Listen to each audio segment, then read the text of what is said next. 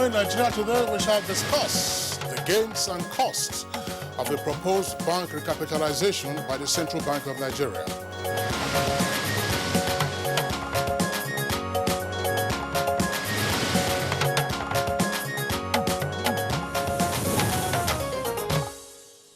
Reforms in the banking sector are certainly important, and they're not new to developing and emerging economies like Nigeria, which is why banking reforms usually take place to ensure the stability and viability of such economies for those countries. And in Nigeria, the central bank has the role of managing financial institutions as well as the dynamic role of making sure financial resources within the economy is actually giving a boost to such nation. Of course, Blessing. Now, ensuring the capital adequacy of banks is one of the key functions of the apex bank, that's to say the central bank. And from time to time, we have seen the recapitalization of banks on the instructions of the CBN to ensure in the first instance that the banks are capable of continuing in banking business. In the last such exercise we saw 2004 to 2005, there was a shift in the capital requirements of commercial banks from 2 billion naira to 25 billion naira. And this situation of increasing the bank's minimum capital base to 25 billion naira by Professor Charles Lido led the institution then to a remarkable reduction in the number of banks from 89 to about 24. These are some of the banks they have to merge to stay alive, while others were completely taken over by stronger banks.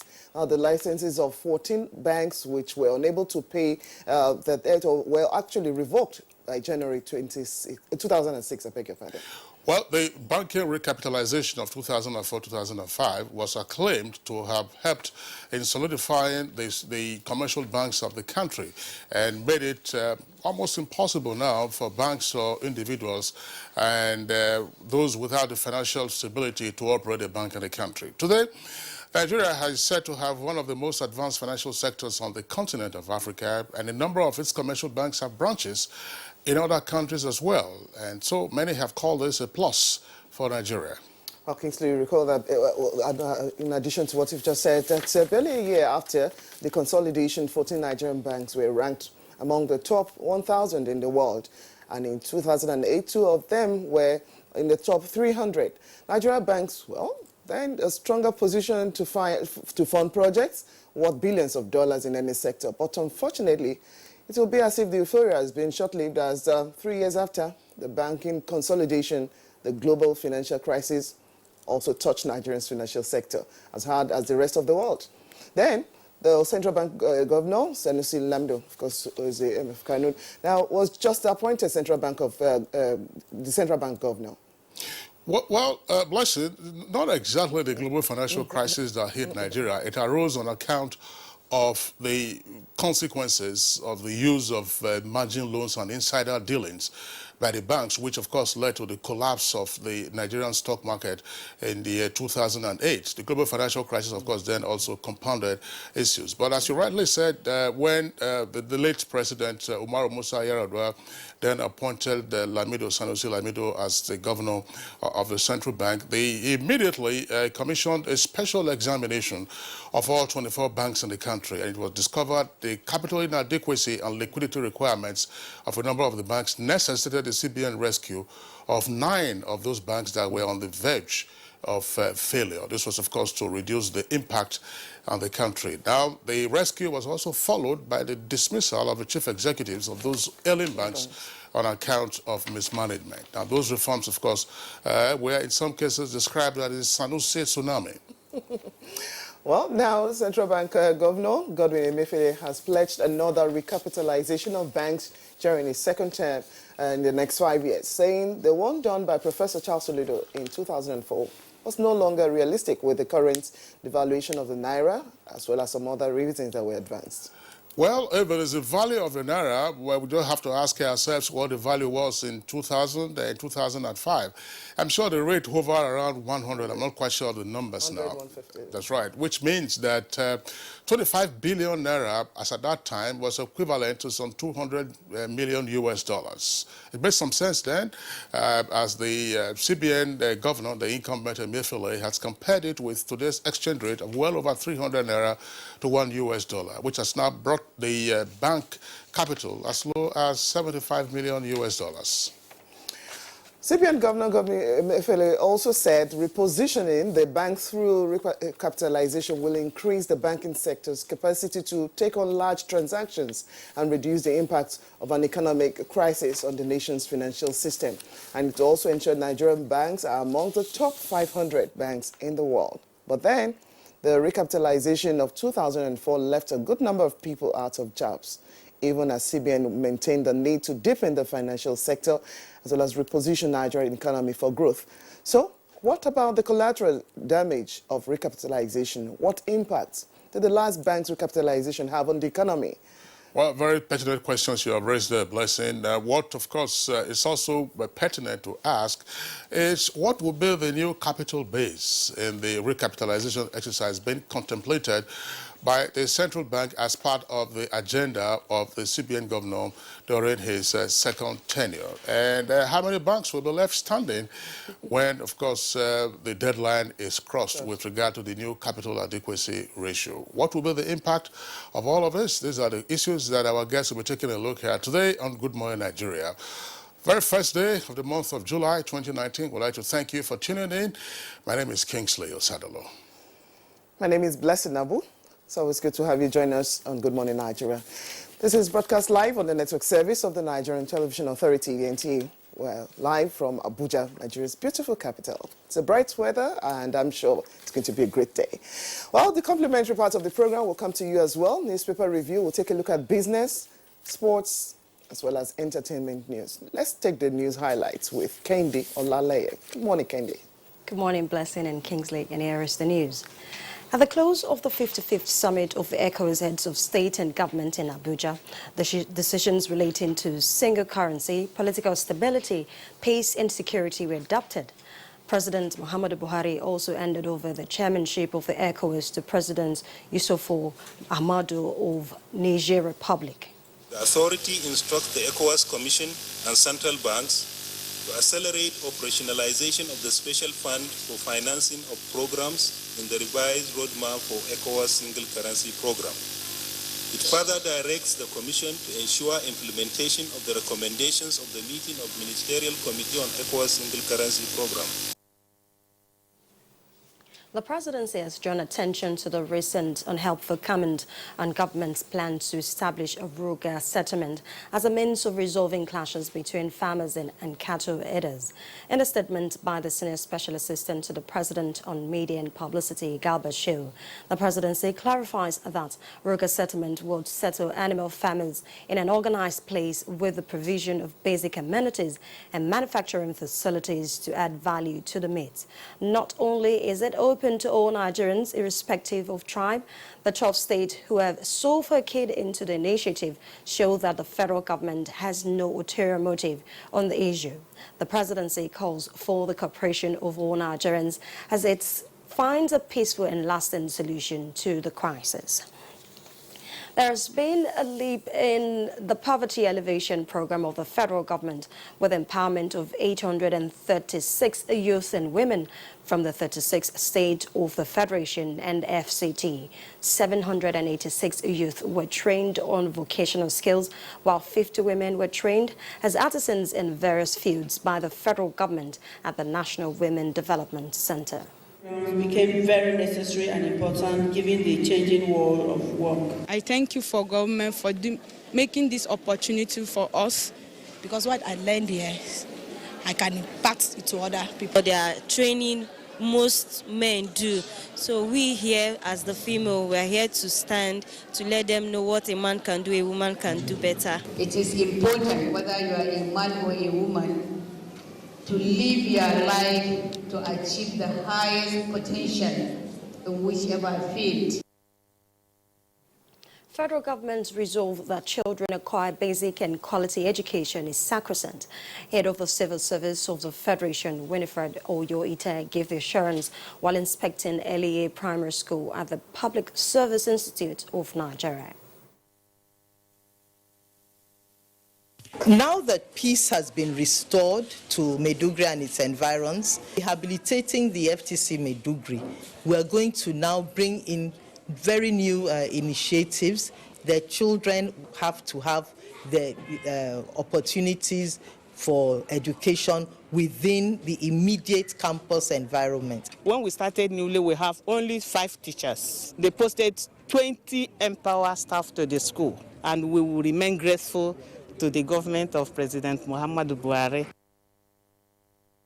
And now to agriculture. In line with the Buhari administration policy of returning Nigeria to a position of agriculture-based, export-based country, Governor Muhammadu Inuwa Yahaya of Gombe State has procured and distributed a large quantity of fertilizers to farmers in the state.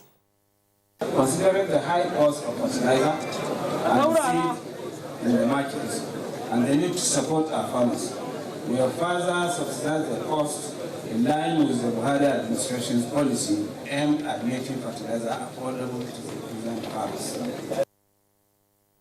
Still staying with agriculture, efforts are underway for Nigeria to commence the export of milled and rice paddy to neighboring countries. This is coming as some farmers from some African countries, including Ghana, Tanzania and Cote d'Ivoire, look forward to learning from Nigeria's Rice Revolution initiative. Input is being distributed to farmers for wet season. Data of farmers ranging from their farms and their biometric is being captured across the country. Nigeria is doing very fine and very well. Most of the countries are even copy from what we are doing in the country in Nigeria. And that concludes the news for now. Good Morning Nigeria continues with Kingsley and Blessing after this break. Don't go away. One Football Confederation, 24 teams, 6 stadiums, 4 cities, 504 African stars, 1 trophy. The Africa Cup of Nations, Egypt 2019 comes alive from June 21 with the showpiece final on July 19, 2019. Watch the 52 matches of the tournament live on Africa's biggest and largest television network, NTA, in partnership with Hot Sports.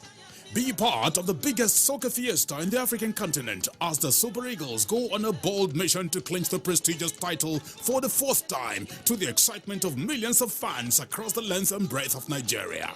Nigeria's premier sports production and marketing group, Hot Sports, partners with the biggest, the largest and the #1 television network in Africa, the NTA, to give Nigerians a memorable viewing experience. Boost fan support for the Super Eagles to glory in Egypt. For inquiries, please contact Abubakar on 0803-331-0175 and Felix on 0803-308-2375.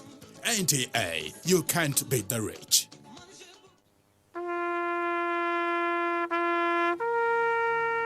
They are there at the crack of dawn. They are there busy preparing while we rise for our day. They are there silently, guarding, waiting, listening, and watching. They are there ready in the sky above and the waters below, in the blistering heat of the day, in the dead of night, willing, indefatigable, determined in the defense of the sovereignty of our country. They are our first line of defense and our last. They who have paid the ultimate price in defending us. They are fathers and uncles. They are mothers and sisters and girlfriends and boyfriends. They are brothers and cousins and best friends and neighbors. They are classmates, colleagues, and citizens of this nation. They are our defenders and deserve our respect, our prayers, our thoughts. Nigeria, please support our armed forces. NTA Television College Jos announces admissions into 2-year diploma programs in film and television production, television engineering, and broadcast journalism. The sale of forms will commence on the 13th of May and run through 30th July 2019. Admission forms can be obtained from all marketing offices, NTA state capital stations, zonal centers, or at the office of the academic secretary, NTA Television College, Rayfield, Jos. On payment of a non-refundable fee of 7,500 naira in bank draft in favor of NTA TV College. Applicants can also obtain the forms through the NTA TV College portal at www.ntatvc.edu.nj. Applicants are required to possess 5 credits in GCE or SSCE in relevant areas of study in not more than 2 sittings, including English and mathematics. All properly completed forms attached with photocopies of credentials must be submitted on or before 30th July 2019. For further inquiries, please visit our website at ntatvc.com or call 0803-3144-383. NTA TV College, training you to be the best you want to be. Registrar, Announcer. All right, you're still watching Good Morning Nigeria, reaching you on the network service of the Nigerian Television Authority. Now, time for us to take some business stories, and here is our correspondent, Kolo Mohammed. Good morning, and good to have you join us on Business News. The national economy is visibly gaining some traction, in particular, increased credit provision and the implementation of the minimum wage will lend support to the consumer demand and the non-oil segment of the economy. This development is, however, not seen by many. A development expert had a chat with NTA Business News crew in Abuja. I think Nigeria is actually making progress. As you said, sometimes we don't see it. One of the areas that progress is being made is in infrastructure, because we need to deal with the issue of infrastructure deficit on roads, on power, on energy, and so on and so forth. I see this government doing a lot in that area. So if we deal with the problem of infrastructure, which is the starting point, it will create avenues for other technologies to come in. So what this country needs to leapfrog is technology. We don't need to start from the scratch. First, let me say that there's a lot, there abounds a lot of knowledge already in Nigeria, which we need to harness, especially the youth. Okay, the youth have a lot to offer. We have so many universities, so knowledge is there, but we need to harness them, and we need to tap in the technologies that exist, in addition to what we're already doing. That's what Japan has done. That's what China has done. They tap from US, from wherever, and they add their own, and they're where they are today. Nigeria is on that path already, and I believe that we can get to where we want to be if we begin to harness our own strengths and our own technologies. And similarly, the federal government is set to offset a 10-year-old export expansion grant running into billions of naira. This means recovery and stability for the economy, according to a stakeholder. I read recently that a panel set up by the government on the African free trade has submitted a positive report, and Nigeria and the president will assent to this very soon. So this gladdens my mind, because we need to integrate with the rest of Africa. We need to start exporting to African countries. And then if we make progress, then we can look outwards. So what the government is doing to encourage export is in the right direction, because we need the foreign exchange, and we need the vertical integration that will now make producers to do more, bring the raw material that will feed the industry that will be converted into exports. So this is in the right direction. It is beginning of the week. Regulators and players are bracing up to open proceedings for the week on the floor of the Nigerian stock market. As always, NTA Business News will bring you outcome of proceedings when the market closes later today. That's it on Business News at this time. See you again soon. Thank you very much, Kolo Mohammed, for the business package. Up next for us is a newspaper segment.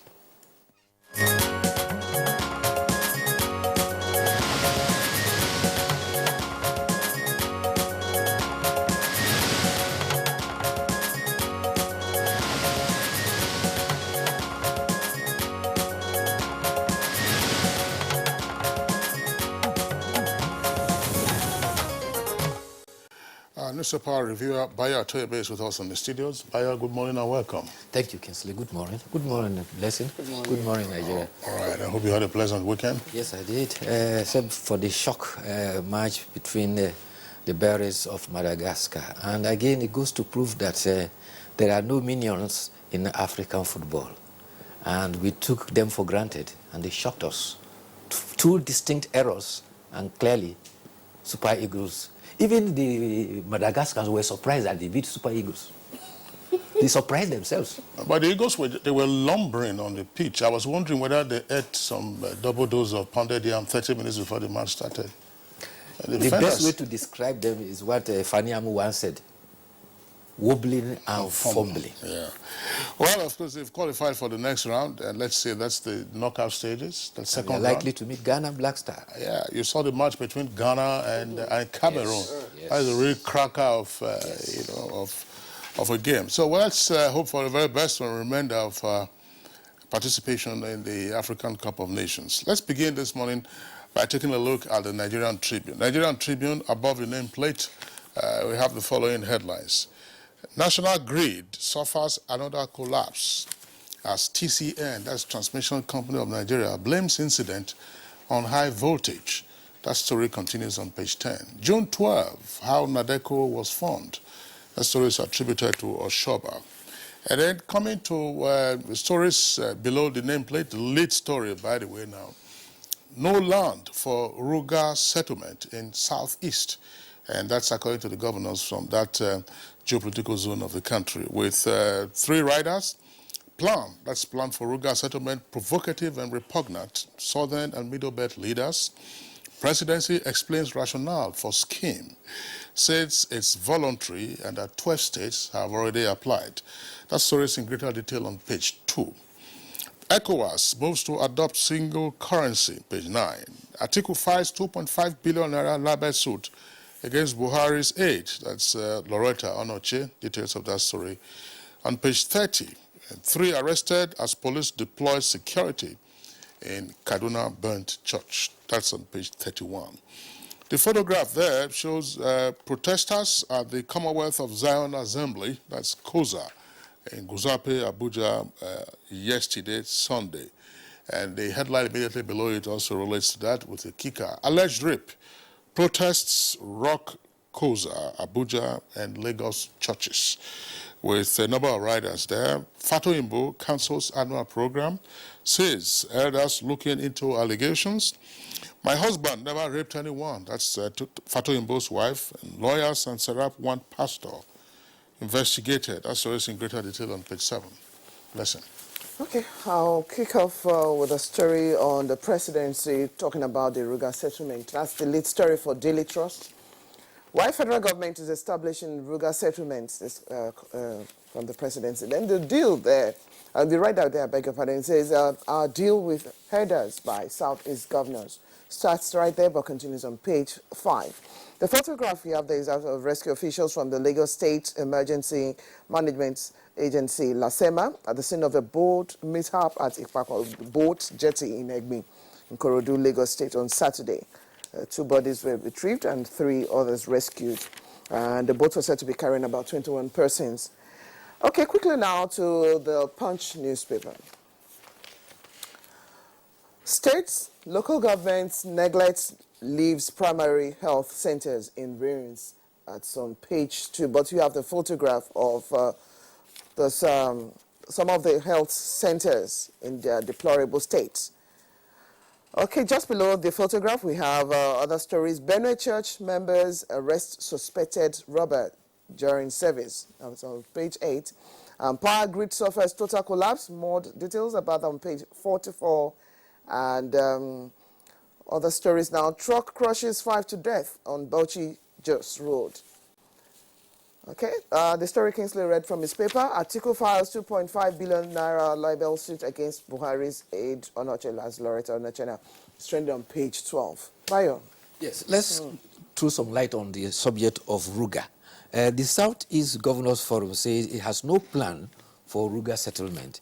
In the statement issued in Abakaliki, Governor Dave Umahi, who is the chairman of the Southeast Governors Forum, said Southeast Zone, including the South-South, have no RUGA settlement plans. The statement is cited the Southeast as agrarian region faced with limited land for farming and cannot accommodate any RUGA settlement. The governor, who was chairman of the National Economic Council Sub-Technical Committee for Farmers and Header Clashes, says his committee recommended revamping grazing reserves in the north. All cattle rearers in the south will take their cattle to reserves in the north, and then they will rely on grass grown in the south. He explains how it works. He says herders will bring down their cows to the southeast to sell meat. The same trailer which transport these cows will now load grasses grown in the southeast and transport the grass to the cattle in the cattle grazing reserves in the north. By this, herdsmen will embrace what he described as trade by barter, selling cows and buying grass to feed cows in the north. He, however, called on tolerance among the youth, especially for ethnic nationalities, as a solution to hate speech, especially among Igbo youth. However, the federal government has also explained that, that there is a need to provide clarification on RUGA settlement. It says it is not attempt to seize land belonging to state government. Rather, it seeks to settle migrant pastoral families. Garba Shehu, spokesman for the president, said it is a rural settlement in which animal farmers, not just cattle herders, are settled in organized place. The place will have basic amenities such as schools, hospitals, roads network, veterinary clinics, and market. This will enable the processing and added value to meat and animal products. It says the federal government intends to curb open grazing that continues to pose security threat among the nation.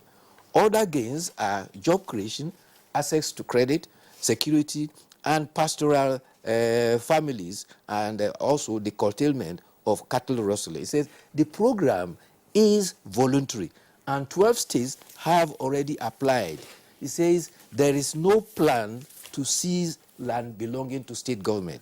He adds, however, it is a fact that the federal government has gazetted lands in all states, but because the idea is voluntary, government has limited the takeoff to the dozen states that have requested. So those who have volunteered to be part of it will be part of the RUGA settlement, and there's no compulsion in it. And so we hope that has clarified the both perspective from the Governors Forum, particularly Southeast and South-South, and also the federal government position. Meanwhile, the Sultan of Sokoto has enjoined against the danger in giving security challenges in the country ethnic correlation. The Sultan, Syed Abubakar, said, ethnic embellishment can spark ethnic crisis. He therefore enjoined well-meaning Nigerians to join hands and put an end to insecurity in the country. He charged religious leaders to disabuse the minds of the youth, particularly, and the Sultan was represented by Professor Dawood Obe at the opening of a church in Iwo in Osun State. All right, Bayo, thanks a lot. I'm sure over the weekend you must have seen the flurry of comments and reactions over the RUGA settlement and, of course, the clarifications that have come on. But let's move on now and take other stories. Nigerian pilot, below the nameplate, you have two headlines we will take from there. Suspected extremists set Catholic church ablaze in Kaduna. That's page 12. Another headline says, debtors owe AMCON 5 trillion naira. CJ laments. That's page 6. Now, just below the photograph there on the front page, you have this headline with greater detail of the story on page 8. It says, INEC server. Legal battle shifts to Supreme Court and parties in dispute jittery over likely judgment. INEC under pressure to tamper with election materials. That's attributed to the PDP. Now, you have also a window of headlines just at the foot of the front page of the paper. EFCC Chair Mago begged me for confirmation. Saraki reveals. That's the allegation. Details on page 5. And on page 7, Okorocha fights back, accuses Ihedioha of invasion of privacy. And on page 6, Serap warns security agencies against arrest of anti-sex protesters and asks Orji Kalu, that's Serap now, asking Orji Kalu, Goje, and others to stop collecting pension. Details on page 6. And court orders civil defense to reinstate and pay 90 officials their entitlements. And lastly, Nigeria's export declines to 4.5 trillion naira in Q1 2019. Declining from what figure? Details on page 12. Lesson. Okay, except I go into, but there was a lead story for the Punch I talked about. Yeah, primary health care. Yes. Primary health care is a challenge. You recall that the other day, the Minister of Health also expressed serious concern that tertiary hospitals are being belabored by instances of ailments that only primary health care should take over. But what is the state of the primary health care? From all reports, there are reports from various states of the Federation. Exactly. One indicates that in Oyo State, for instance, you have 23 doctors manning 800 primary health care. How do you manage that? And in Enugu, it is reported that reptiles, snakes, because the place has been overgrown by weeds, you have snakes and other reptiles have taken over the primary health care. And the federal government had a good plan for primary health care. All across the nation, in local governments, primary health care have been constructed. The structure is there, the physical structure is there, but there are no facilities, there are no doctors. And that is a big challenge, and that is why there's still a vacuum. And one of the lamentations of that publication by Punch is that women are now forced to patronize birth attendants. So those are the challenges. However, there's also some tremendous achievement in the area of security. In Zamfara State, the initiative by the state government for amnesty is yielding results. Governor Bello Mutawale was briefing General Yakubu Gowon, who was visiting, that in the meantime, repentant bandits have surrendered 216 rifles, mostly AK-47. Most of the weapons were voluntarily returned by the repentant bandits who have now embraced peace. It may be recalled that there is an operation Hadarin Daji, and the commander gave 48 hours notice to all bandits to surrender or face extinction. And now that is yielding results. You also recall that some time ago, the state government offered money for arms. That also led to the surrender of some arms. But General Gowon is in Zamfara State in pursuance of Nigeria prays, and he says that we should continue to pray to see an end to violence. And in Kaduna State, the police in Kaduna have arrested a 32-year-old soldier for allegedly selling ammunition to kidnappers. The soldier is a lance corporal and is alleged to be serving at the cantonment in Jaji. He is reported to have sold each ammunition to the bandits at 400 naira. And he says, well, he did not know that the customers were kidnappers. He actually sold it to the customers because he said they needed the bullets to protect their cattle from being rustled. The Commissioner of Police, Ali Janga, also paraded 62 other suspects arrested for kidnapping and armed banditry. So they are actually all falling into the dragnet of the security agencies. All right, just before you take the editorial, there was this story, this headline I read earlier from the front page of the Nigerian Pilot, right at the foot of the front page. It says Nigeria's export declines to 4.5 trillion naira in Q1 2019, and I'd asked for the comparative basis for that headline. Details of the story are on page 12. And unfortunately, the figures are taken from a report of the National Bureau of Statistics, but I think it's just a play by either the sub-editor or production sub-editor, because the story kicks off, says, a report from the National Bureau of Statistics has shown that the country's export fell by 3.9% in the first quarter of this year compared to the same period in 2018.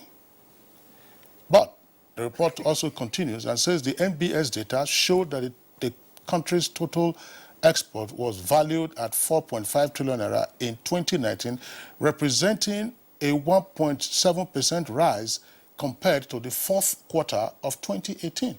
So this is, the decline is year on year. If you say that in the first quarter of 2018, first quarter of 2019. But again, the crucial aspect, according to the story here on page 12, it says the trade balance, that's Nigeria's trade balance, remained positive at over 380 billion naira in Q1, boosted by increase in both exports and imports. Let's go to the editorial. The editorial is coming from the Blueprint, and it's on the rampant incidents of rape.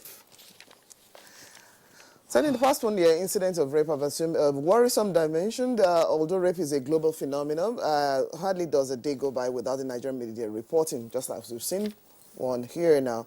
Case of rape involving young and old men, women, toddlers, and the underage are not spared. In fact, the minors have become the soft targets of these sick characters, as been described. Well, the latest current one is allegations of rape against a cleric said to have been committed 20 years ago, and it has generated a lot of furore. On one hand, protesters are demanding justice for the alleged victim, who is now the spouse of a musician. the church has now been forced to cancel its annual program, which was supposed to last for 7 days. However, they are now to resort to 7 days of fasting.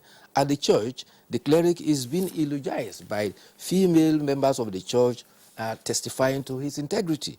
Outside the church, the cleric is being heckled by protesters, mainly women, outside demanding justice and that the pastor should also step down.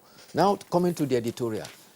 The editorial is pointing out to the fact that hardly any day passes this day without one story of rape or the other being published. And it is pointing out that it has become rampant. And one begins to wonder what has become of our society.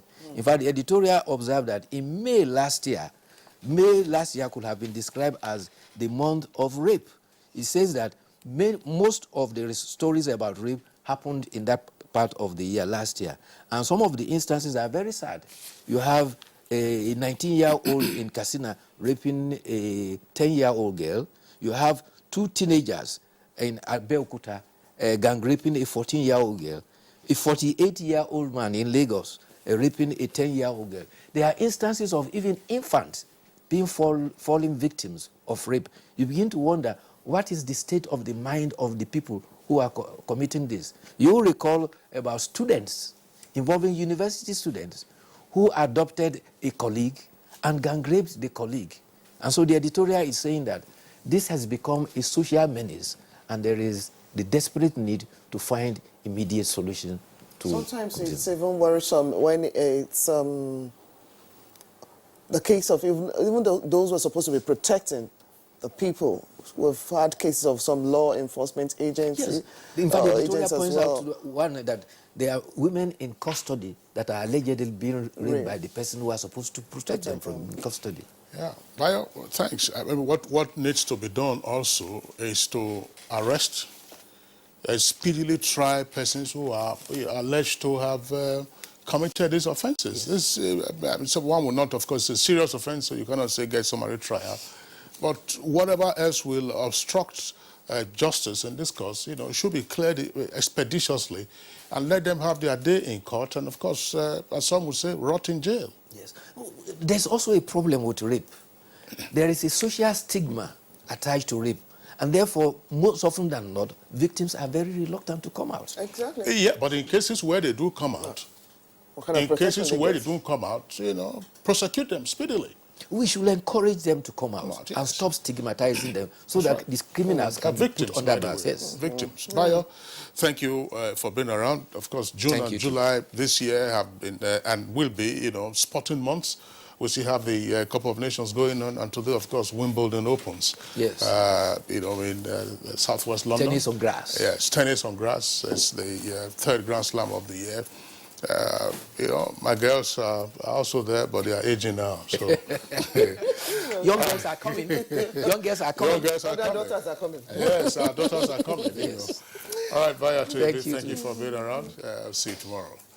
Okay, it's Good Morning Nigeria, live on the network service of the Nigerian Television Authority. We'll take a short break now. When we return, we'll be dealing with the new proposal by the CBN to recapitalize commercial banks in Nigeria.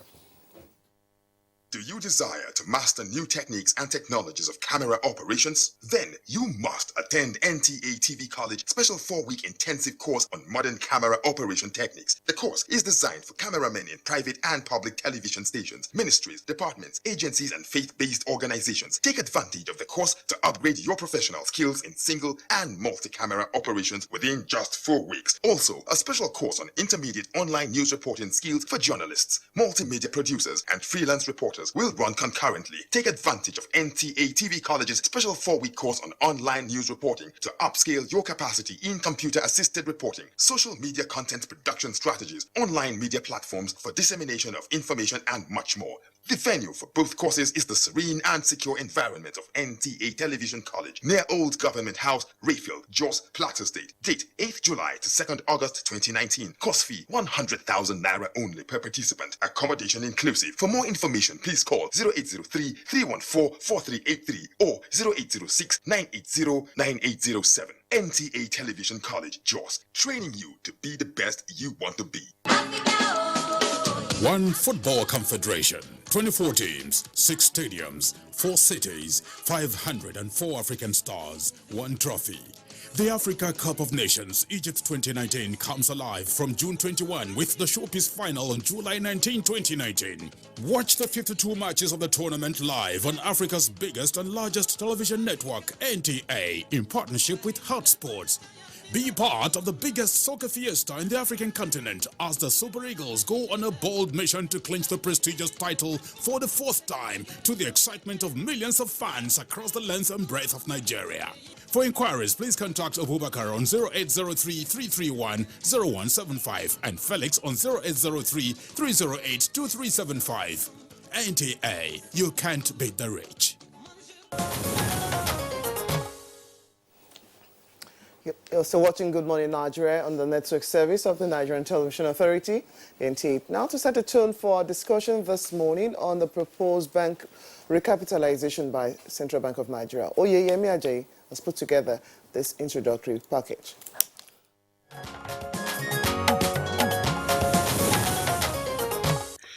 Bank recapitalization means reinvesting in banks with new capital to improve their balance sheets. The recapitalization becomes necessary when bank liabilities are higher than their assets. The liquidity with banks is a liability, as it is the money deposited by customers, which needs to be paid sooner or later. Due to this, their balance sheet weakens and banks find it difficult to raise capital from the open market. And this is where the government, also referred to as the biggest shareholder, can infuse capital in banks by either buying new shares or by issuing bonds. In 2004, the then governor of the central bank, Professor Charles Soludo, introduced measures that will reduce the exposure and enhance the stability of the nation's financial system in order to strengthen and reposition the existing banks and putting new ones on a good startup. This was why 25 billion naira capital base was injected from 2 billion naira. This resulted in the fold-up of some banks and merging of others, renewing the confidence of customers and investing on Nigerian banks. This action was seen as the right step, believed to have transformed the country's banking sector for the better, stabilizing the country's overall economy. 15 years later, talks about recapitalization is resurfacing. At the recent media briefing, while reading out plans for the next 5 years of his second tenure, the governor of Nigeria's Apex Bank, Godwin Emefiele, echoed the need for recapitalization again, saying the Nigerian banks need to be among the top 500 in the world. Emefiele said that then bank recapitalization has been weakened and therefore the need to reposition the Nigerian banks becomes imminent. Now, with this plan, where does it leave investors, customers and shareholders of banks? How does it affect the overall economy? And are Nigerians to expect another tsunami of banks merging, with some folding up? Guest on NTA's Good Morning Nigeria will be providing answers shortly.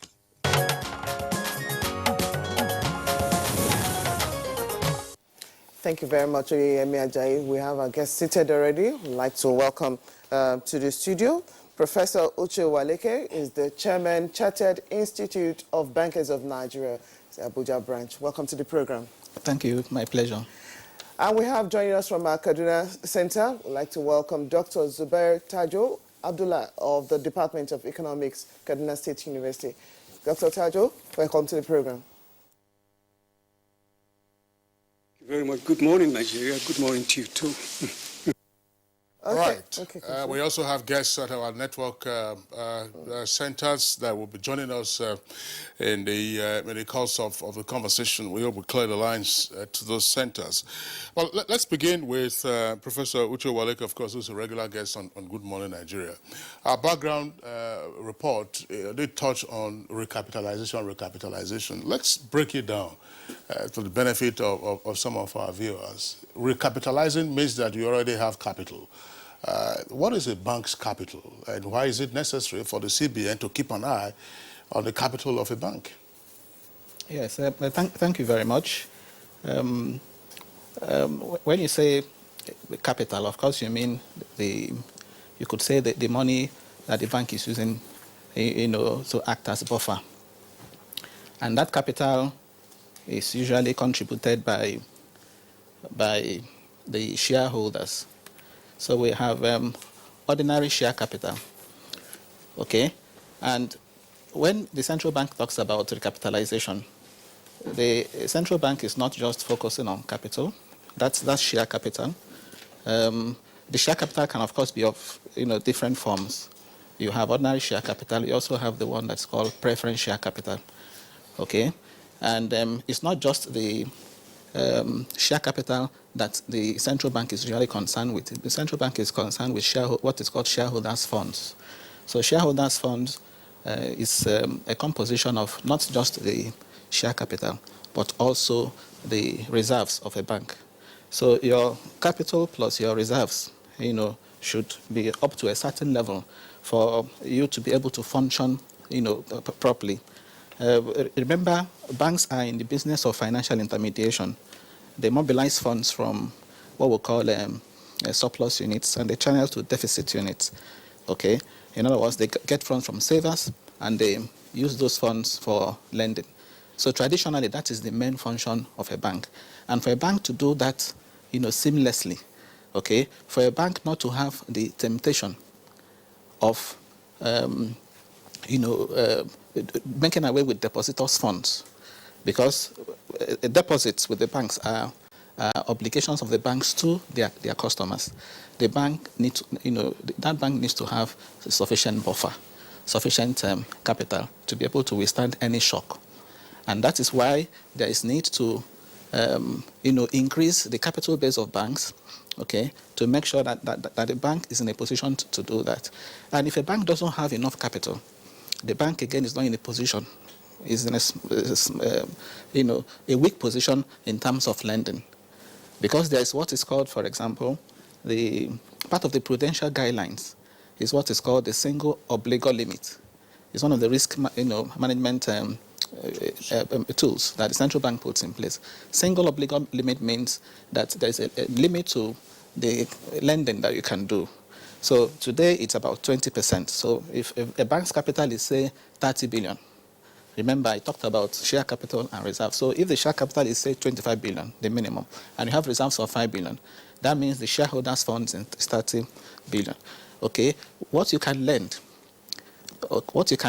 is subject to 6, from what I've just described now, 6 billion. So if your share capital and reserves is 30 billion and single obligor limit is 30%, that means the maximum you can put out there is 6 billion.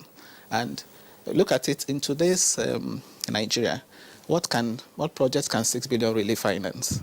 Okay, we are talking about banks that should be in a position to finance development projects. 6 billion, if you take that in dollar terms, because most of these development projects are dollar denominated. So if you take that in dollar terms, it's really small. So such a bank may not be in a position to finance projects, big ticket projects, in, say, the oil and gas sector, in, say, the telecom sector, in, say, the power sector. And these are sectors that, we're required to drive growth and development, in the economy. And what usually happens is a case of where a bank is unable to do so. You find banks syndicating. And of course, syndication. Loan syndication comes with its own costs, associated costs. It's more expensive. There are delays associated with it. So it's better for our banks to be, strong. If you look at the situation in 2004, recall that in 2004, in July precisely, the then CBN governor, Professor Charles Soludo, also came up with this consolidation. Okay, what was the background at the time? We had tiny, fragmented banks, all over the place. 89 of them, that couldn't really make significant contributions, in the economy. So Soludo came up with this policy. So at the end of the day, over a period of 18 months, by December 2005, we had 25 banks that were stronger. The same situation is also playing out now.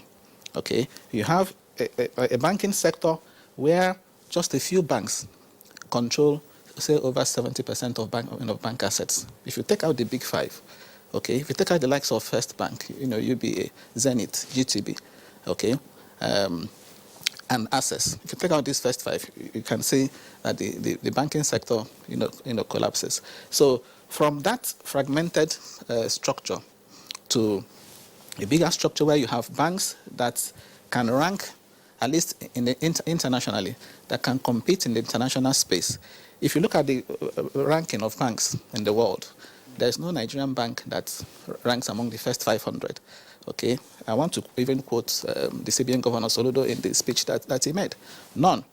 A single bank in South Africa, the South African Standard Bank, okay, has assets that, if you compare the assets of that bank to all the ones we have in Nigeria put together, that one alone is greater than the ones we have in Nigeria.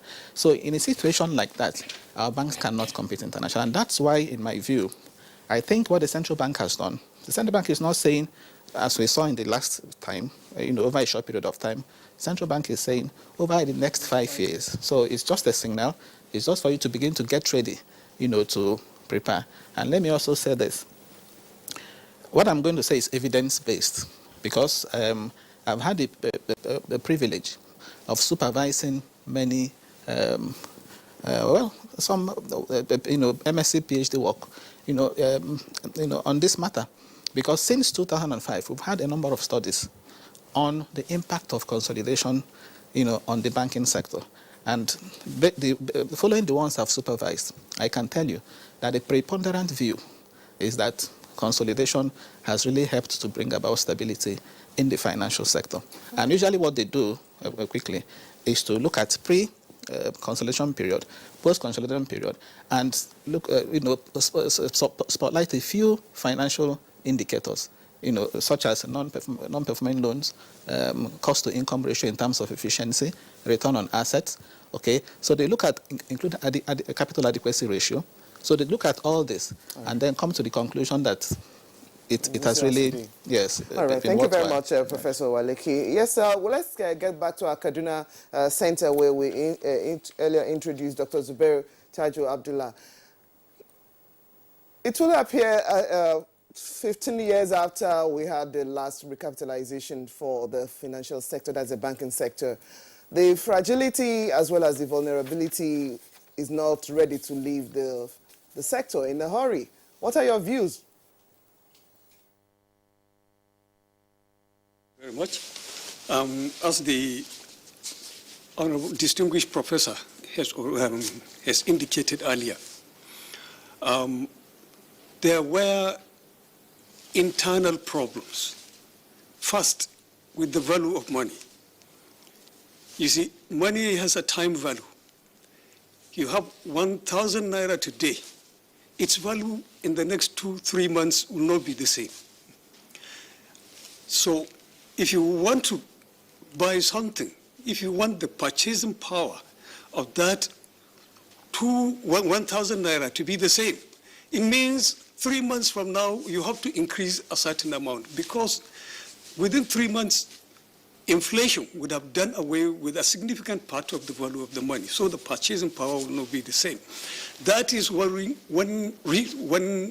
particular reason that led to the erosion of the capital base, inflation. The second one is the naira-dollar parity. And as the central bank governor indicated in his submission, the fact of the matter was that during Soludo, when the last recapitalization commenced, the value of the dollar was about 100 naira. Now it is about 360 or 65 naira. And that is another source of erosion. So the very definition of recapitalization, implicit in it, is the fact that a return to the required capital base or former capital base, or an increase in the value of the capital base. This is it. The short history is that over the last 15 years, the Nigerian naira has lost a chunk of its value, partly due to inflation, and secondly due to the change in the parity between the naira and the dollar. Thank you. Well, Dr. Zubair Abdallah, thank you for your opening comments, but I still want to stay with you before we come back to Professor Owaleke with us in the studios. Is the comparison in terms of the value of the assets of banks, say 2005 when the last recap exercise was done, versus what we are seeing today on account, one, of inflation, and secondly, the exchange rate of the naira to the US dollar. Are bank assets only in cash? We have also seen, for instance, that some financial institutions have assets other than cash, and those assets would have grown in value on account of the rise in inflation. A property that you acquired, say, 15 years ago, if you were to go to revalue it today, will certainly be several times higher.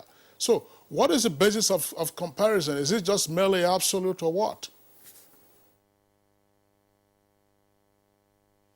The accountants will take the nominal value. The economists will look at the effect of inflation on whatever the value of the asset is. Alternatively, you can look at the replacement cost. If you have invested 100 million in a project or in a building, an edifice, and 10 years on, its value has risen to, let's say, 150 million. Then, there is a gain. But by the time you take that 150 million and actually divide it by the rate of inflation, what will you get? That's another pointer or another partial answer to what you are saying. But it is true. Banks do have physical, tangible assets on the one hand, and they have also financial assets made up of loans, advances, investments, and the like. But these are the main sources of their income. These investments, loans, and advances, they are risk assets, but they generate a lot of income for the banks. Recapitalizing the bank will strengthen them for the future in terms of new investments, new loans to be granted, new opportunities, seizing new opportunities in other horizons within the economy, so that overall their profitability will be enhanced as a result of recapitalization, sir. I hope I am fairly clear. But if there is ambiguity, please straighten me up. Well, I'll give the opportunity, Dr. Abdullah, thank you. I'll give the opportunity to Professor Uche Owaleke to also respond to the question. Owaleke, you understood the question that I asked. Yes. Namely, if banks have assets, the assets that they have acquired since 2005, obviously will also have grown in value. Banks also have investments, not just in Naira, but some of them have investments offshore. So if you were to dollarize all of this, I would therefore be looking at an absolutely value to say, oh, the capital base is still 25 billion, or their shareholder funds is that much. I'm not sure whether the numbers have been done. That's why I'm asking the question. Yes, thank you. If you look at it critically, it is not for nothing that the central bank would insist that the recapitalization route must exclude revaluation of assets. So when we say recapitalize a bank, the central bank makes it clear that is not about coming out to say that this building used to be worth 10 billion, now it is worth 20 billion, with a view to meeting up with the capital requirements. So the central bank clearly excludes that, and that's because that building you're talking about, that asset is not, you've not realized it. The major asset from where banks get their income is the loan, the risk assets. And that's why the central bank, part of the risk management tools it uses is the capital adequacy ratio. The capital adequacy ratio is the ratio of your capital to your risk-weighted assets, what is called risk-weighted assets. Those risk assets are loans, okay? That the capital that you have should be far more than the loans that you give out by, say, 10%. Okay, just the other day, when the central bank governor was, reeling out his policy trust, he mentioned that capital adequacy ratio in the banking sector, today has, has shown some, improvement from 11% to about in June 2017 to about 16%. Okay, and he also talked about improvement in non-performing loan ratio, okay, from 15% to about 9% now. Now, the point is, if you look at those improvements, recorded in those performance indicators, they are mainly associated with these big banks. So there is still something about scale, okay? Many of the banks that are smaller in size, if you like, the tier 2, tier 3 banks, are banks that are, known for these huge non-performing loans. Okay, so you find that studies have even shown that there's a strong correlation between scale and banking performance, because a big bank is in a stronger position to put in place, risk management measures. A big bank is in a stronger position to diversify, its assets. So if you look at the cases of corporate governance issues and many of these infractions, okay, you would find that they're associated with some of these other banks. So there is something about scale, no doubt. So when you talk about assets of banks, really, yes, there are. You could talk about buildings as fiscal assets, but loans and advances represent assets of banks. Yes, and as I said earlier on, the building, the bank building you're using for your operations, yes, of course, it's an asset, but it's not generating any, revenue for you, except you have leased it out or leased out, part of it. So the main thing remains loans and advances, and that is why when it comes to the issue of capital, when we say capital, we don't include those ones. We don't have a case of revaluation, and that is why the central bank says the recognized routes are either through mergers and acquisitions or through fresh injection of capital from the capital market. In 2005, if you recall, we saw significant improvements in capital market activity, following the recapitalization. Over 400 billion naira, I recall, was raised from the capital market. The primary market was very active. We saw a lot of IPOs. We saw a lot of rights issues, from banks. And over the next 5 years, okay, now that yes, I also foresee that happening because the market requires a trigger, and this is one trigger I see also, coming. So if banks can approach the market to raise more money, and those that cannot will submit themselves for major, arrangements, okay, that will be fine. The last time we met, I talked about a situation where, a bank can even identify, a smaller bank can identify a bigger bank, what we call in finance a white knight, a friendly investor to, take it over.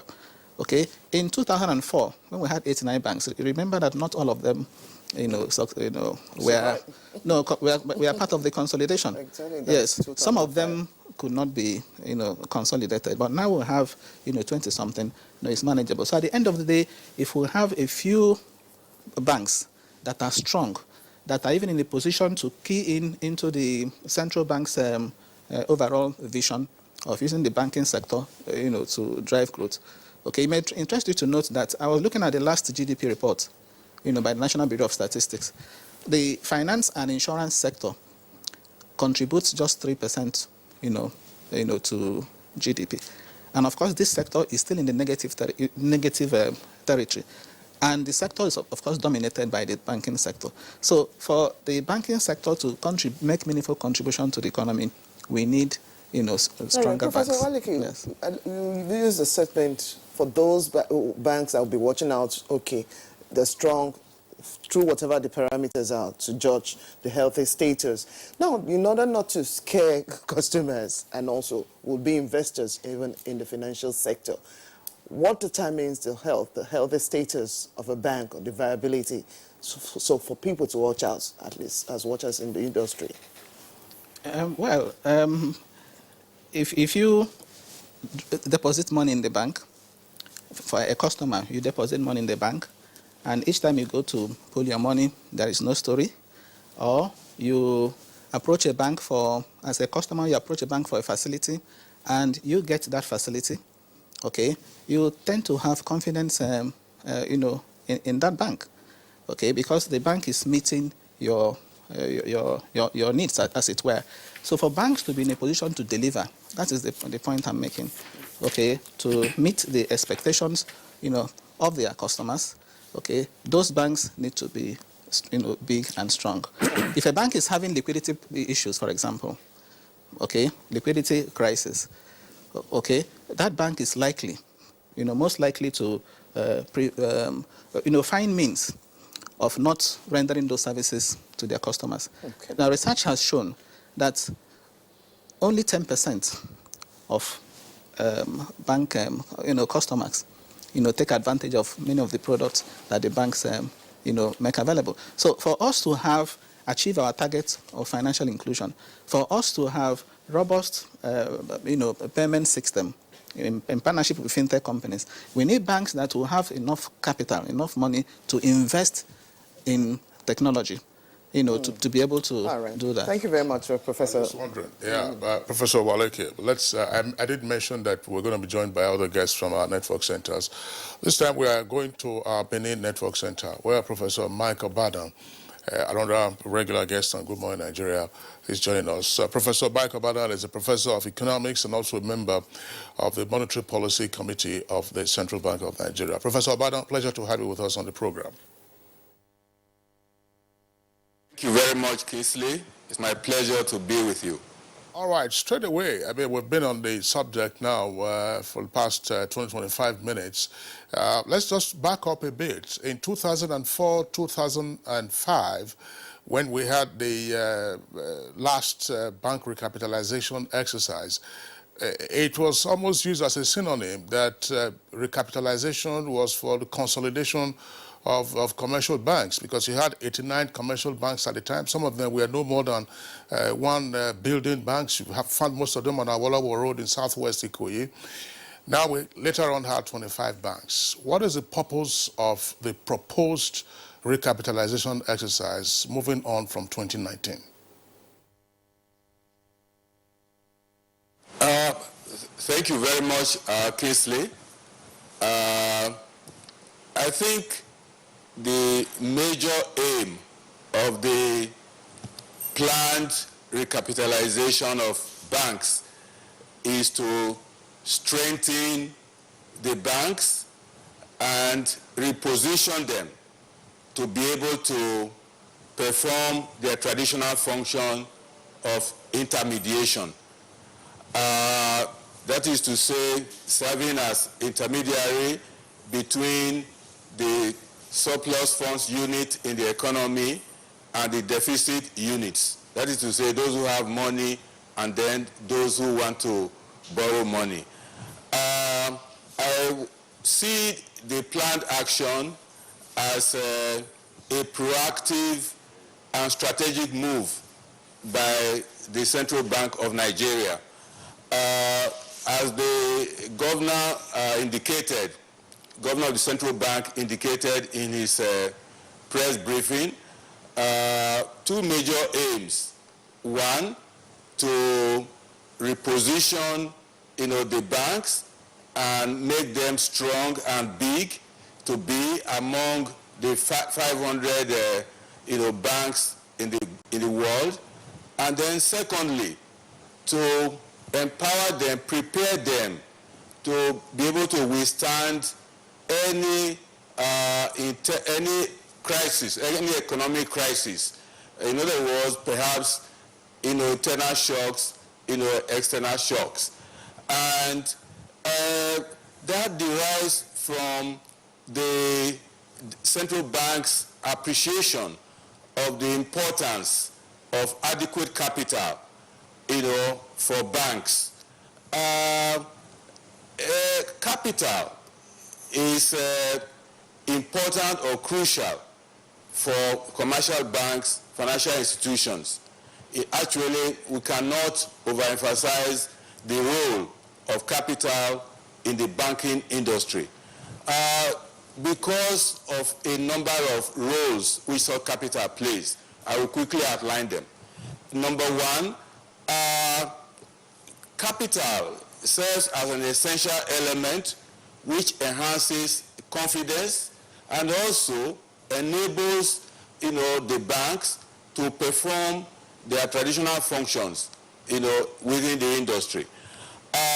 Very importantly, capital in a bank serves as a means of absorbing losses. I think this is very, very critical. Serves as a means of absorbing losses. In other words, capital serves as a buffer between operating losses and the issue of possible insolvency. And the more capital that a bank has, the more losses it can sustain. And actually, the more capital that a bank has, then the more time that it has to address internal weaknesses, to address lapses that would have created problems resulting in the losses which it incurs. And in addition, you will find that a huge capital base offers protection to both depositors and creditors in case there is failure in the banks or banking system. In other words, it protects depositors and creditors alike. Huge capital strengthens a bank's ability, to assume risk. In other words, to provide loans and advances, to various sectors of the economy, particularly the real sectors of the economy. If the capital base is small or limited, then the ability of the bank to be able to do that, is limited. And a huge capital base also influences a bank's ability to attract funds, at low interest, rate.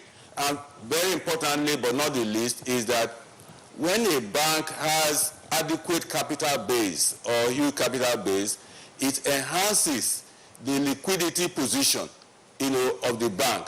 Once a bank is in a good liquid position, it has adequate capital base, then it can easily perform the traditional functions that we as stakeholders expect banks to perform.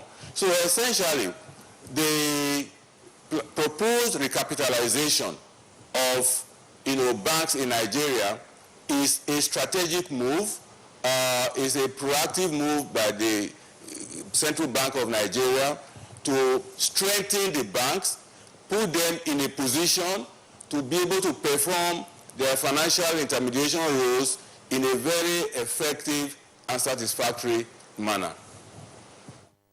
All right, thank you very much, Professor Michael Badan. We'll get back to you in the course of the discussion. Now, let's bring on Mr. Johnson Chukwu. Mr. Johnson Chukwu also is a financial analyst and is joining us from our Lagos studio.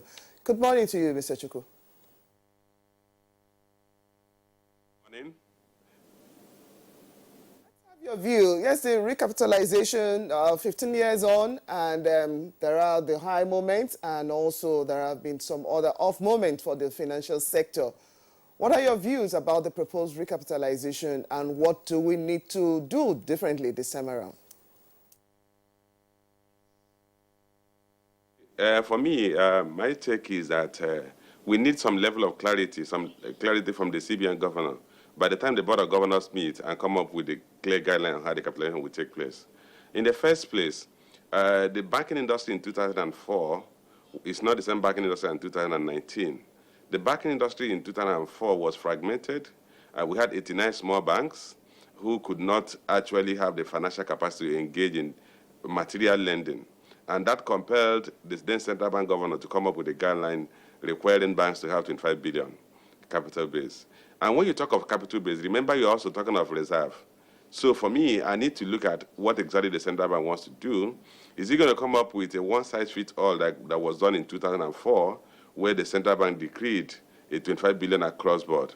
Or is he going to adopt modern banking supervisory strategy, which requires risk-based supervision, and which requires banks to carry the capital base that will meet their risk profile? Today, you have among the Nigerian banks that have shareholders fund of 491 billion like Access Bank.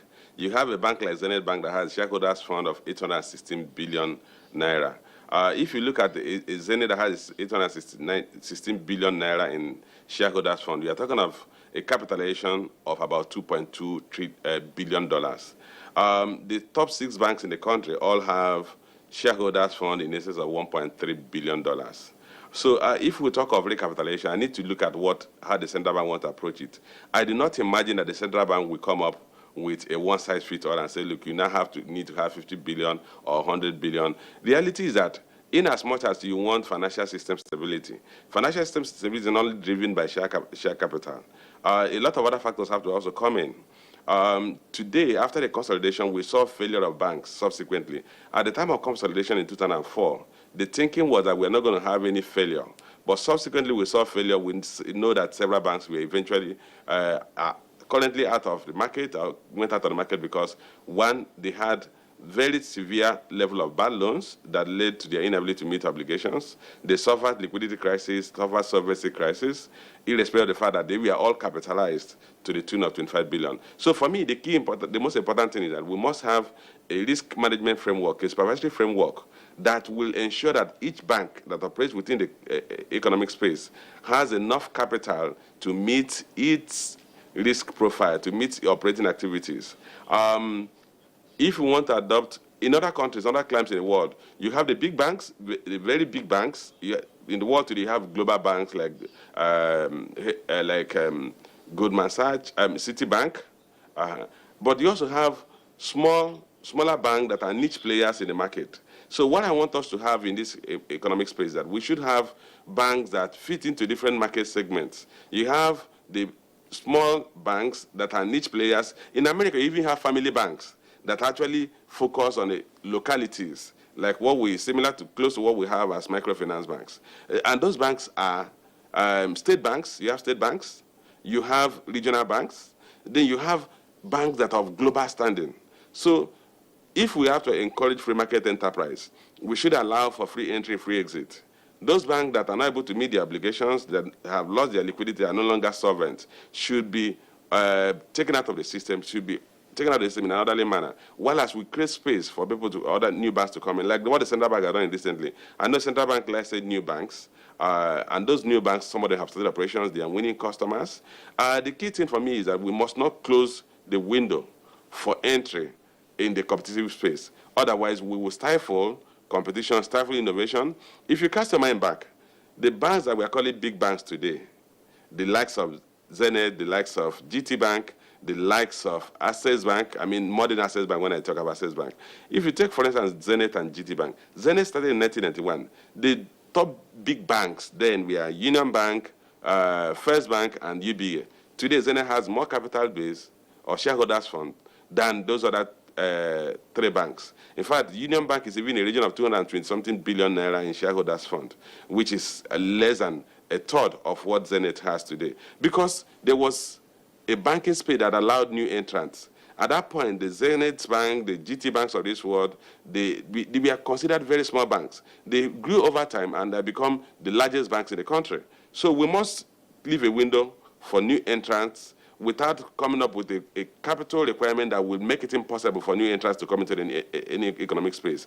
That's, for me, the concern. So the central bank, in coming up with a detailed guideline, should ensure that it's risk-based and not necessarily one-size-fits-all. Otherwise, you will be shutting out new entrants, you'll be shutting out creativity, you'll be shutting out innovation in the economy.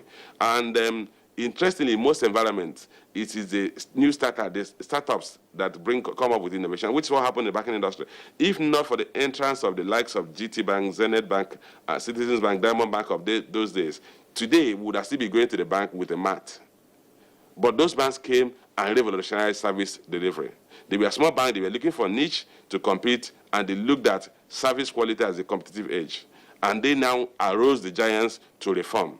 If you shut out new entrants, you will kill innovation. So the central bank, in looking through or thinking through the process of recapitalization that you're going to come up with, the guidelines you're going to come up with, must be conscious of the fact that we must not stifle competition. We must allow for new entrants into the space, and to maintain financial system stability is not just about maintaining strong shareholder capital base. You must also have an economy that is expanding.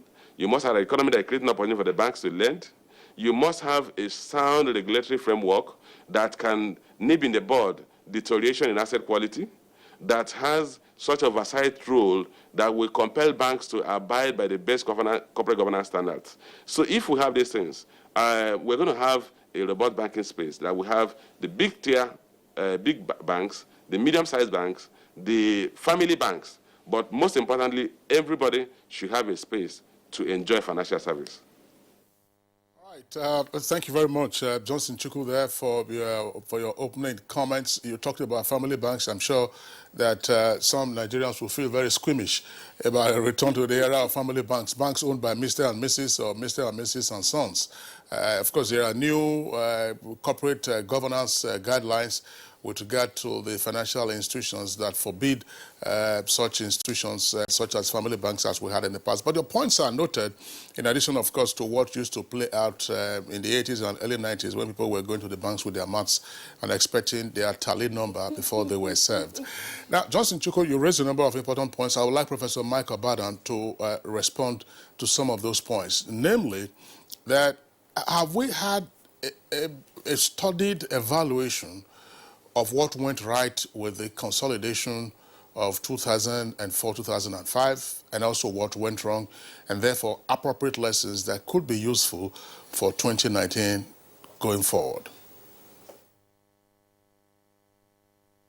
Well, thank you very much, Kingsley. I know definitely some studies have, been done, and even when the policy in 2004 was announced, I remember that some of us had done copious analysis of the policy and then brought out the implications and made suggestions on what could be done to make the recapitalization program at that time, to yield the desired results. I remember very well, I did a copious analysis, and the findings, were published serialized in a number of newspapers in Nigeria, including The Guardian, in which I drew attention to the fact that a recapitalization, huge capital base, for banks is very important. But that, I think I concluded that it's a necessary condition, but not a sufficient condition for the continued financial health, of banks. In other words, that banks can have huge capital base, but if many other factors were not taken cognizance of and addressed, then the huge capital base may not solve the kind of problems that were observed at that time. In other words, that a bank would have huge capital base, but if you have a reckless and inept management, it will squander the huge capital base and the bank could fail. And it appeared that advice, was not really heeded at that time. That's the reason why perhaps some years later, the banks, even though recapitalized, all had a minimum of 25 billion capital base, you found that, unsoundness, resurfaced. That was observed during the era of Governor, Sanusi, Emir Sanusi, and that was the reason why some form of restructuring was done, during his, tenure.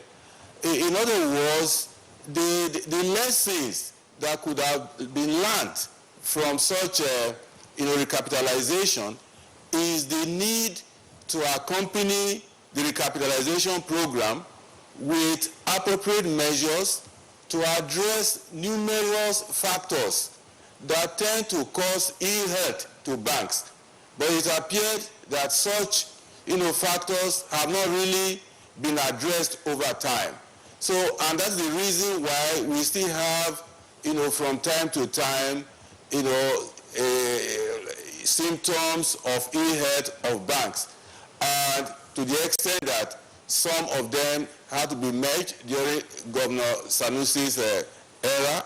And last year, we found a situation whereby one of the banks was so unsound that it had negative capital base, negative capital.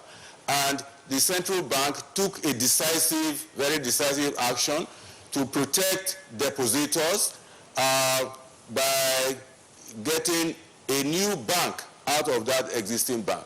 So invariably, there are always lessons that are learned from programs and policy implementation like the one we have. But then is the will there to actually do the right thing, such that capital alone is not seen as the panacea for the problems of banks. Definitely is not the panacea. We must take cognizance of issues, in management, fraud in the banking system, irresponsible behavior on the part of some members of the boards and management. And of course, we also have, phenomena like internal and external shocks, unstable economic policies and conditions. Then, of course, if we tend to liberalize entry so much, then definitely that in itself creates problems. I know that's one of the issues one of the speakers mentioned, perhaps to liberalize. But liberalization, free entry, may not really be the solution of the problem. While we aim for optimal number of banks, making the number so large that they are uncontrollable, and then you now create an opportunity for distress in the system, that will not be permissible. So I will want a situation whereby the central bank would aim at an optimal number of banks that can exist in the Nigerian economy without hurting various stakeholders, depositors, investors, and so on. Thank you very much, Professor Michael Bana. We'll get back to you again and, in the course of the discussion. But at this point, let's take a break, and when we return, there are already reactions from our viewer.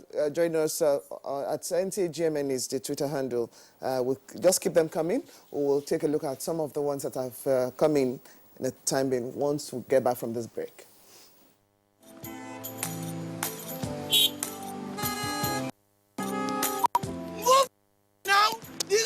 Won't kill you. Move now.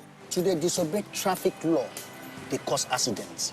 Me, I don't talk, say, I no go to do them again, because change begins with me.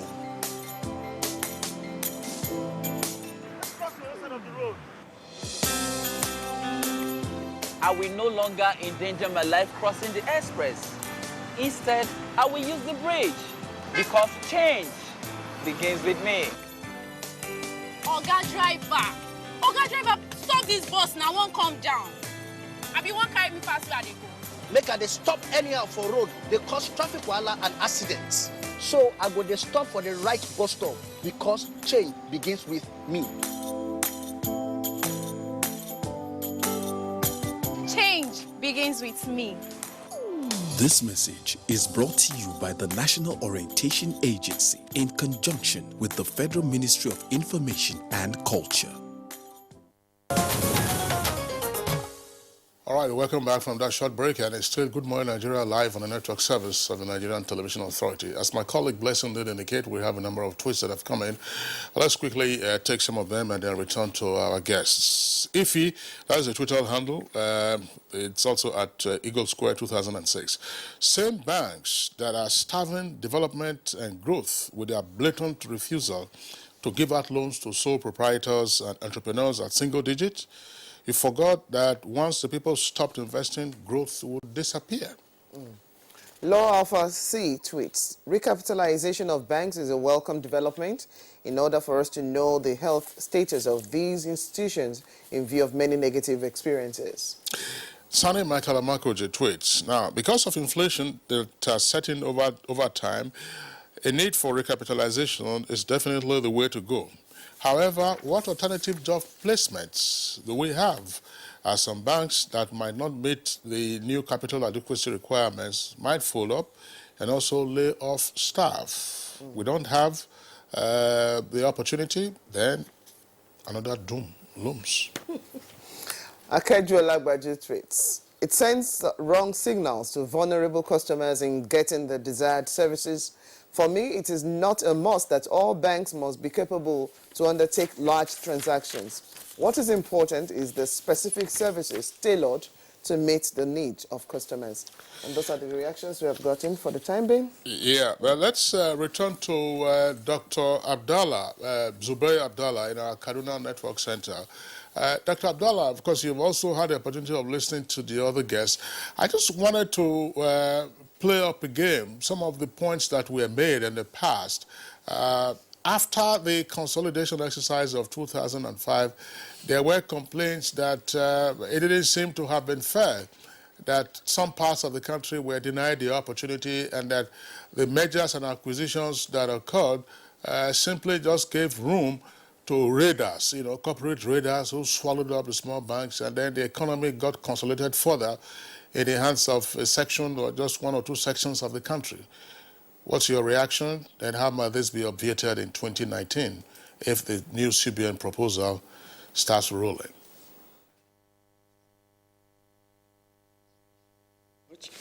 The issue of some sort of one region have an advantage over the other in terms of the emergence of new banks, newly recapitalized banks during Soludo's time. To me, is not the issue. The issue is truly that of, one, after the recapitalization, what happened? Banks went from office to office, begging salary workers to come and take loans. Even when they were unwilling, they were craftily persuaded to do that. So they applied, and some of these applications were not critically evaluated to assess the capacity of the potential borrowers to pay. That is one. And secondly, when eventually the loans were disbursed, there was no cooperative governance exerted in terms of following up, especially in the private sector, in terms of following up to ensure that the resources were spent for the purpose they were meant to be spent on. And over time, it was almost inevitable. I sat down and looked at it at that time, and I said, there is going to be a problem. No critical credit assessment, no exercise of corporate governance, and banks were just dishing out money. And like one of the discussants says, they squandered the capital sooner than later. And bad debts began to mount. Stress began to appear in the banking system. And then there was another need for either another round of recapitalization or some alternative way of getting the banking system to behave. So these are some of the central issues, sir. It is frivolous for me to sit down here and start talking about why is it that the North ended up with only 1 or 2 banks and the South ended up with many. We have many people who have the money in the North to invest in banks, but perhaps due to cultural or religious factors, they may not be interested in investing in banks because of usury problems, religious problems, I mean. Some people are not too comfortable even being paid interest or paying interest. So the window that could have been seized in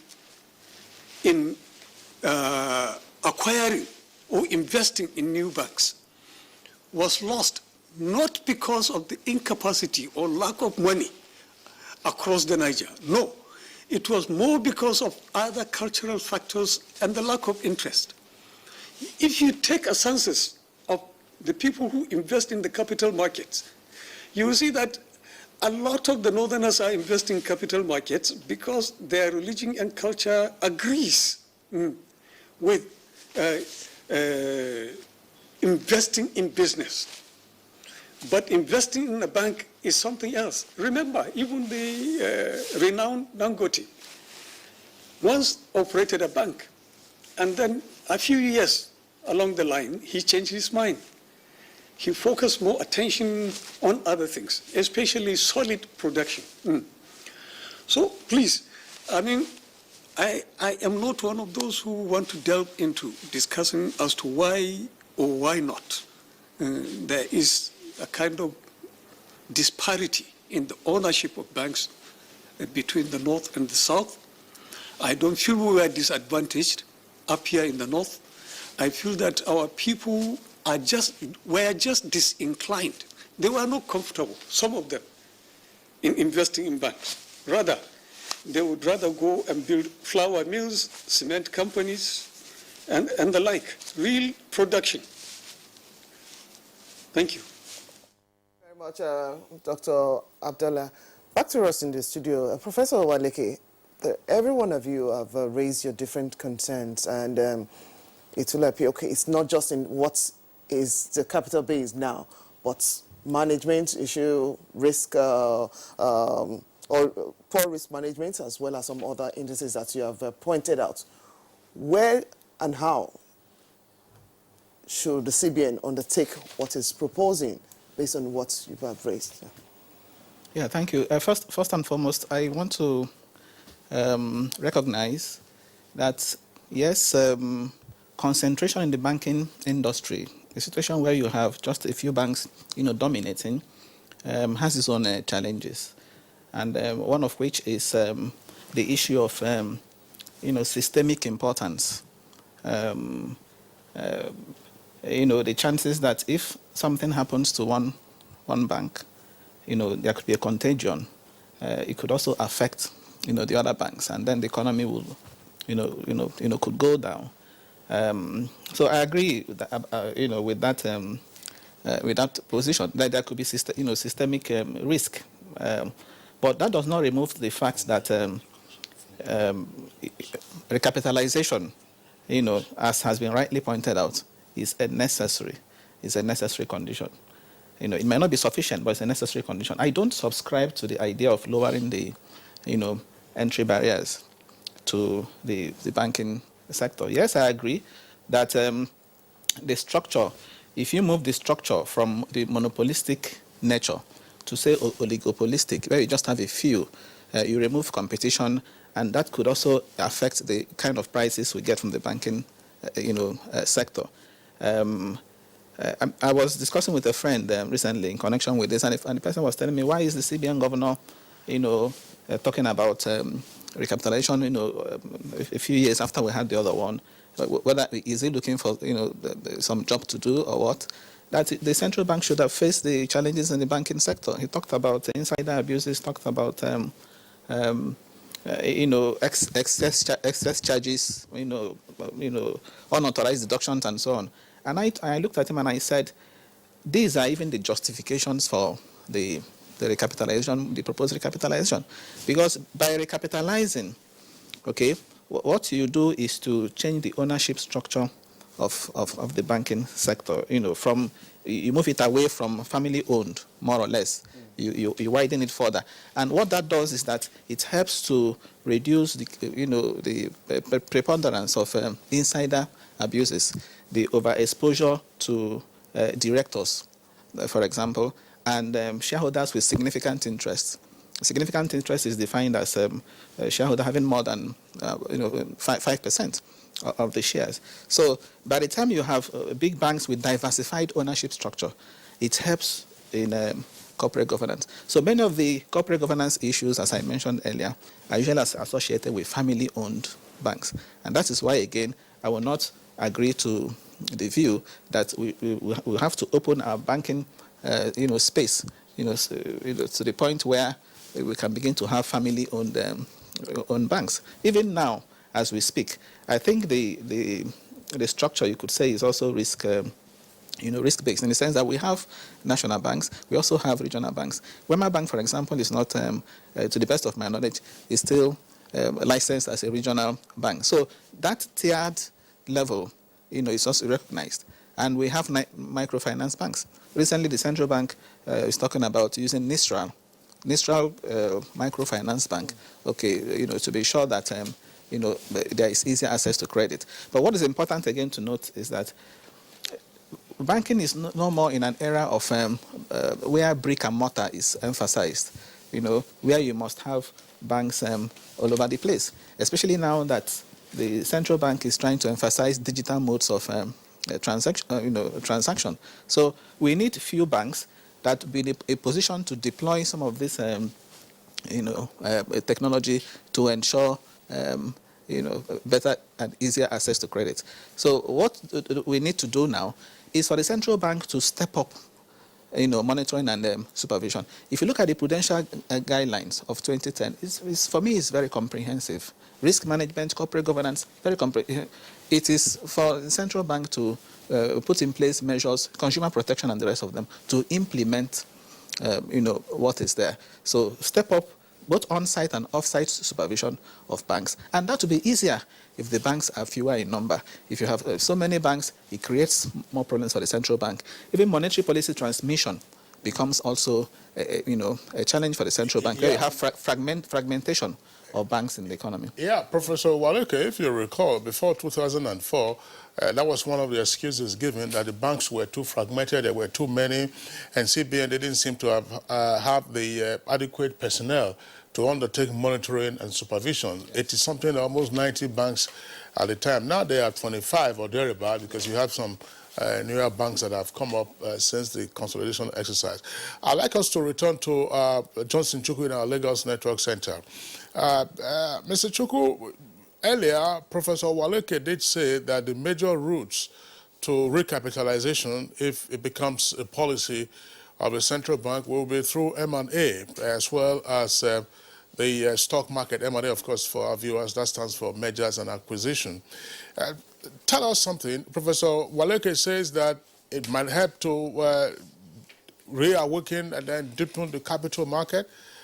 The picture in 2004 isn't exactly the same picture that we have now in 2019, following the interregnum that lasted almost a decade, when the capital market went flat, as it were. And a number of these banks, some of them have, in a sense, the equivalent of what you might refer to as penny stocks. Might this be a good time, therefore, to open up the banking sector for recapitalization through, for instance, the capital market? If the central bank comes up with a capital-based requirement that is beyond the current shareholders' funds of existing banks, then the banks will have to look for funding sources. One of the options that will be available to them is the capital market. You may see some of them coming to the capital market to do public offers. But you also have to gauge the level of economic activity in the country today. And if you have to do a direct comparison between 2004 and 2019, in 2004, the economy was growing at more than 6%. We're dealing with an economy that is actually struggling at barely 2%. We saw a lot of investor confidence in 2004. today we have weak investor confidence in the capital market. So in as much as the capital market will present an opportunity for investment by any company that has a good offer proposal to investors, then the robustness we had in 2004 is not there today. Some of the banks that have value proposition will come to the market and raise money. Some others may not, just like what happened in 2004, where some banks tried to raise money in the capital market, but they couldn't get investors because they didn't have any value propositions to make. But I also must mention something. When you talk of raising additional capital, you have to look at return on equity. Today, the average return on equity among the top 6 banks is about 15%, although we have an outliner like GT Bank that has a return on equity of about 32%. So investors that are going to invest in new shares of these companies will recognize that there will be dilution in earnings, and the return on equity may not be as much as we are getting currently. So that might be a disincentive for investment in additional shares. Also, consider the fact that, I mean, when one of my colleagues over there was speaking, he said that the banks went about hawking credit because the economy did not expand as much as their capital base had expanded. So if the economy fails to expand, the banks will be goaded or compelled to begin to advance credit to sub-credit borrowers or borrower with weak credit history. And that will lead to an increase in the incidence of non-performing loans. Of course, we know the shortest truth to a bank failure is non-performing loans. So in as much as you're going to look at the capital market opportunity to invest, to raise capital, but then the expansion in the general economy may be strong enough as to create opportunities for an increase in the earnings of the bank that are raising additional capital. If there's not such increase in the size of the economy, then the additional capital will be sub-optimized. They won't have outlets to invest in those additional capital, and that will lead to a depression in their earnings. So basic thing is this. When you talk of the size of the banking industry or the banks, you also have to deal with the size of the economy. No expansion in the economy, you're going to have high incidence of non-performing loans. That's, if you look at even what happened later to the financial crisis, it was the issue of what we call subprime mortgage loans, where the American banks had actually exhausted the opportunities for those who have strong credit and began to lend to those weak credit records, and those ones defaulted. That's exactly what happened in the country in 2006, 2007, and 2008 that led to the banking crisis, where banks advanced so much credit to people who had no capacity to pay. And then those credits failed, and then the banks suffered liquidity crisis that led to the intervention of the central bank, which couldn't even lead to the failure or the exit of a number of those so-called consolidated banks. And like I mentioned earlier, when the consolidation took place in 2004, 2005, the then CBN governor said the banking industry has consolidated to the extent that none of the banks can fail. But we saw failures as a result of high incidence on non-performing loans, weak governance standards, weak supervisory standards. So, in effect, the banks can raise money if they can maintain their current earnings, or they can actually up their earnings. That can only happen if the economy is expanding. If the economy is shrinking, they won't have the opportunity to expand their earnings. And if they do not come with a proposal that shows that return on equity will still remain strong or even be stronger, investors will not buy those shares. Investors will only buy shares that promise good returns on equity. And that's very core on where the banks can raise money. So we have to look at the totality of how we want to raise money. And my approach has always been, let's have a risk-based capital base. Currently, we have the regional banks that require about 10 billion share capital, 15 billion share capital, that have cash reserve ratio, cash capital adequacy ratio of 10%. We have the national banks that require 25 billion in shareholders fund and capital adequacy ratio of 10%. Then you have the national bank, the international banks that have capital adequacy ratio of 15%. And then you have the systemically important banks that require capital adequacy ratio of 16%. The capital adequacy ratio would measure the capacity of the banks to meet its obligations. And for me, if you use that as a criteria, you will set threshold for banks at different categories. And you have banks that cut across different levels of capitalization. Mr. Johnson Chukwu, thank you very much there for your analysis. And very briefly, let's return to Professor Mike Obanon. Professor Mike Obanon, one of our tweets did reference this issue, and we're coming back to it again. Well, you recapitalize banks to enable them to take on big projects, but the issue has always been lending to the real sector. And you're finding the central bank now doing some of the jobs that the commercial banks ordinarily should be doing. Will recapitalization, if undertaken from 2019 onwards, change the orientation of commercial banks in Nigeria to lend to the real sector and indeed those who are in a position to contribute to the growth and development of the economy? Thank you very much, Kingsley, for that important observation. Let me say that recapitalization will not necessarily change the attitude or orientation of the deposit money banks to lend to the real sector of the economy. It can, spur them in a way to the extent that they have adequate capital base.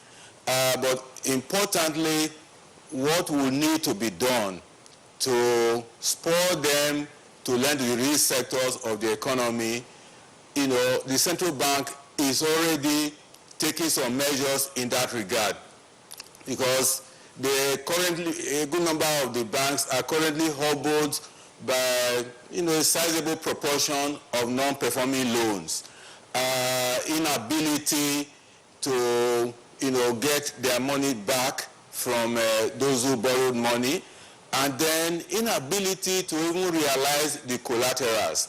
And the central bank has considered numerous measures to help in recovering loans, and also in ensuring that only people who are credible can borrow money. And once the various measures which the central bank is putting in place and implementing are in place, then definitely the commercial banks may be encouraged to start lending to real sectors. In other words, once the phenomenon of non-performing loans is seriously, substantially addressed, and new loans are repaid as and when due, and if they are not being repaid, the banks are able to realize the collaterals, then definitely that one will help. But on its own, large amount of capital will not spur them, not likely to spur them to lend more to the real sectors of the economy.